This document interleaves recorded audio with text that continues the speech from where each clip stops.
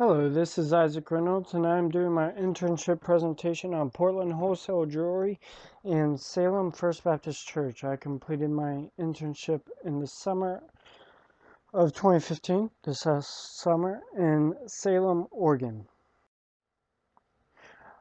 Portland Wholesale Jewelry is located in the Williamette building, which is in the Portland Jewelry District in Portland, Oregon, which that building we were located on the mezzanine, which is the second floor up there, and the whole building houses a lot of the Portland jewelry trade, and then there's some in the surrounding area, but we are located right in the center of it. As part of Portland Wholesale Jewelry, there's Treasures in Time, which is an antique shop that sells furniture as well as the watches and different jewelry that Portland Wholesale Jewelry sees as well. And then the second part of my internship was at Salem First Baptist Church there in Salem, Oregon. It was set up by my uncle, and Salem First Baptist has about 1,500 members, and so I did a few projects for them. I worked closely at the church with the administration. So my first project was creating / gathering together a church handbook. The old one was from 1995 and just needed a few updates. So I did a lot of research. I gathered together from different people the newest version that they didn't really realize they had. That was just back in 2013. So I made sure all the parts that were there that were necessary, and I added a table of contents and added in the church values and things like that for the handbook, and spent a couple weeks on that. And I also worked with Seacrest. Seacrest is a housing complex on the Oregon coast, right overlooking the rocky Oregon beach and over the ocean. And it's a beautiful place, but they were needing to update their renting policies and the rates. And the trick with that is that you got church members who get half off, and then church ministries which get like 90% off, and then they also rent the facility out to different churches or different people that are not a part of the church at a full rate. So combining all those different rates and maximizing revenue when the demand is high or the demand is low in the summer or winter or weekends or weekdays. So finding all the different rates and compiling them, and I estimated the occupancy rates from this past year and tried to create a better billing process for them, and recommended some other ways that they can keep track of that. They also have the Sunshine School, which the Sunshine School has 200 plus students, and most of which are members of the church, some of which are not, but they all get different discounts and scholarships. And this is a screenshot of the spreadsheet I worked with, part of it anyways. It's a big spreadsheet, and I compared this record with the official bank account, and made sure each family had paid what they're supposed to at that point through the year, because it's right at the end of the year. And found a lot of just communication, where the bad communication, where the account had something that this didn't. And so I also recommended outsourcing this billing process to a company that specifically did small private schools. And so that would create a whole lot of process and help keep track of all the different discounts and scholarships that each family may receive, and create better communication so that all their numbers that they base everything off is all square. The main part of my internship was at Portland Wholesale Jewelry, And the picture on the left here is in the Williamette building overlooking that corner with the big windows. And we did a lot of rebranding, and my uncle just took over the business. He was a partner in it, and he bought the other guy out because he had cancer. And so we redid it, put new carpet in it, rearranged, brought in new furniture, brought in new tables, and really made the place look a lot nicer and more like an office and a better place to do business, smell better, and all that. On the right is a picture of the showcase and just the front room of Treasures in Time, the um, antique building store. There are three parts of PWJ. The first is the semi-custom bridal jewelry. So they have different rings that they can create, have the more vintage or unique looks, or just the modern look that they can do and help design. And they have a jeweler who can do that next door. Then we also supply a lot of diamonds and different stones, or like the ring mount there to the trade in the building.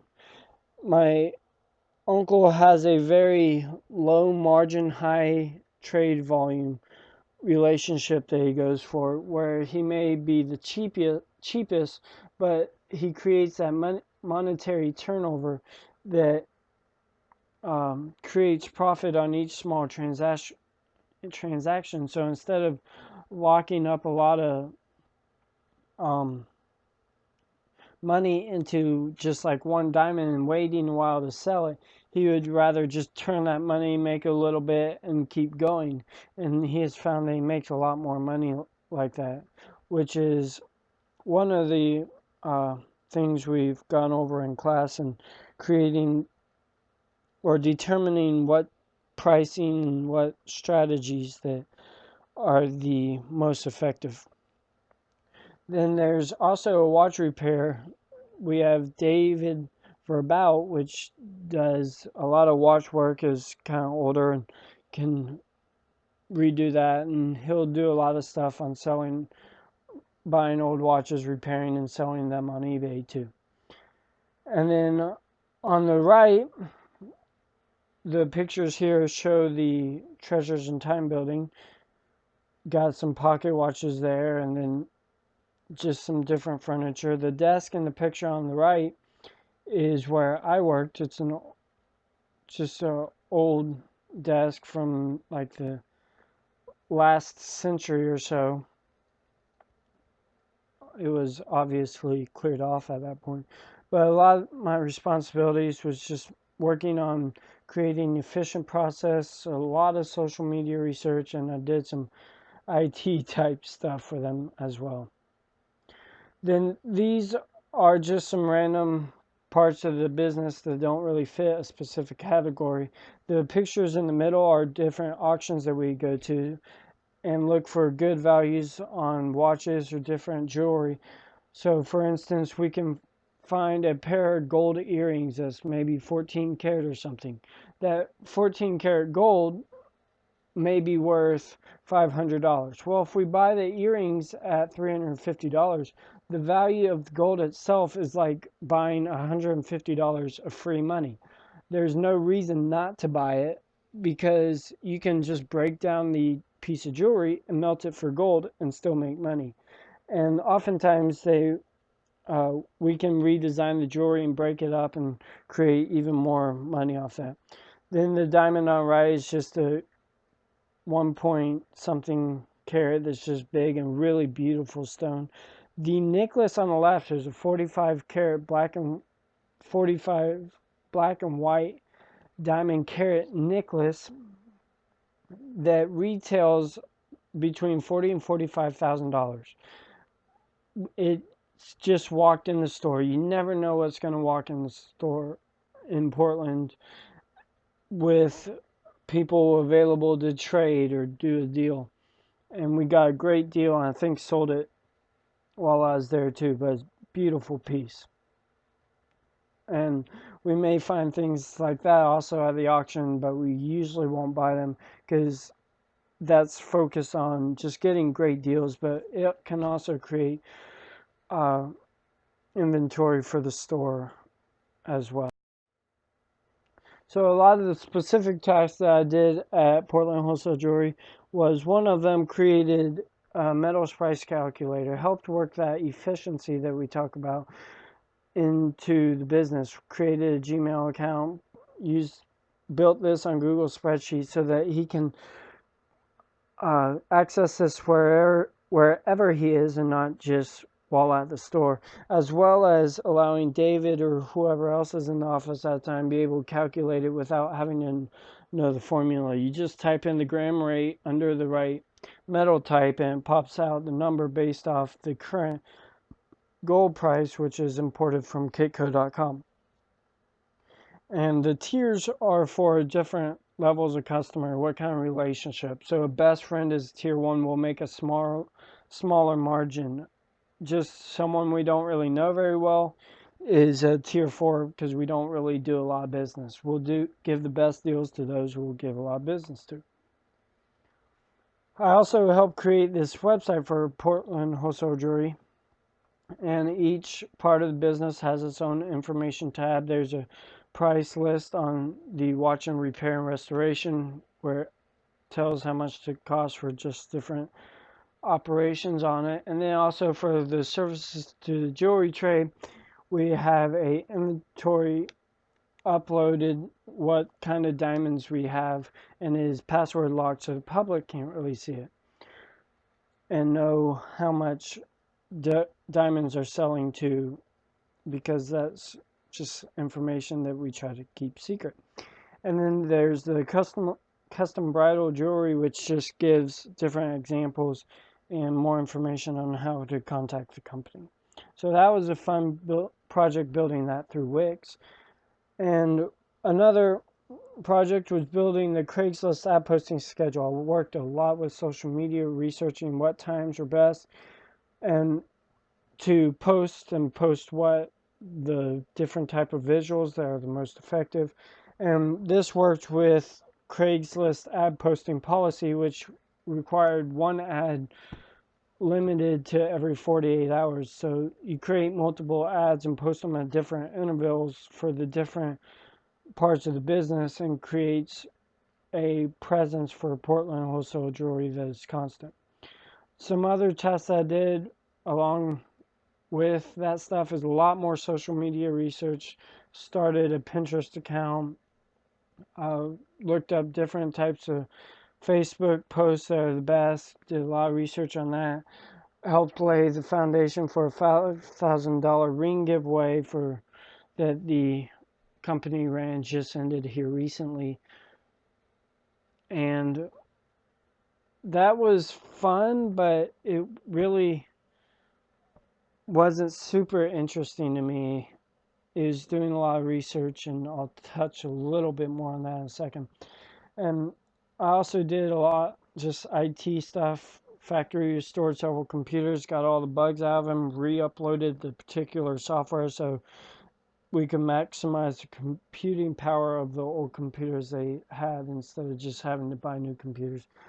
And then created shortcuts for the Gmail accounts and like the metals price calculators so it could be accessed quickly by whoever knew how. I also just did things like making several gold melt runs to NTR metals, which melted the gold down and gave you a check. So what I did like, I loved working with numbers, working with the accounts receivables, analyzing. I helped learn something about myself in that way, just learning the analysis and how much I really enjoy doing that. I could be in the hole by myself, but if I had numbers, it just became a lot more fun and much more attractive than, say, doing the research. It was also fun building the website because it's just a tangible object and it looked pretty good and it's fun to build, and figuring out how the different aspects work.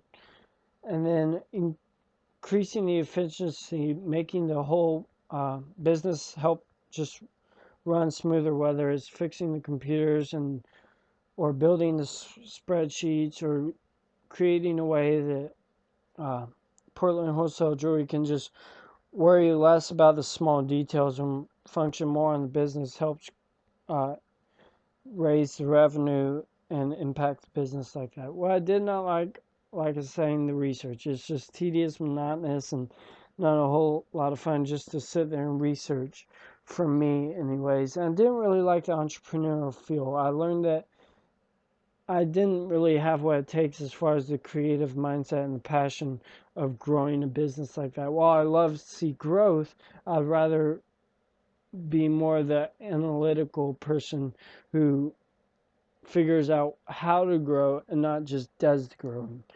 And so that was really impactful for me in learning through the internship just what I did like and did not like. As far as creating a job in this field, I would love to have a job in analytics, although probably not with as an entrepreneur, which is what I would do with that company, which really doesn't have a spot for me full time with a payout that I would enjoy. So I wouldn't really want to work with them. But as far as the internship, well, I am disappointed it wasn't like a corporate financial analysis or something like that where it can really grow me on the corporate level, which is where I want to go. It was monumental in helping me learn how I interact with people and just learning things that I didn't know and interacting out in the world with the analysis or finding different processes to create the efficiencies.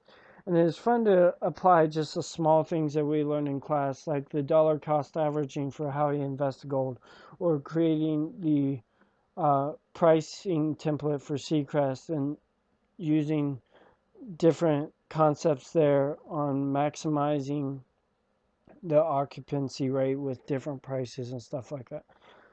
So it was a good experience, although I probably would not want to do that again.